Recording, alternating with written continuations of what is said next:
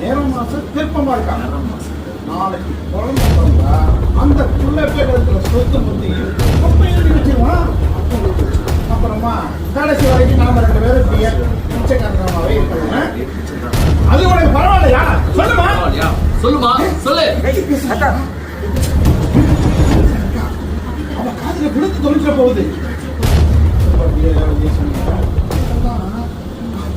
பக்கமா பிளான் பண்ணிட்டாமா கொடுத்து கொள்ளவே முடிவு பண்ண வாங்கிட்டு வந்திருக்கேன். இந்த விஷத்தை கலைச்சுட்டா அந்த தலைவர்த்தி வாய் தோணி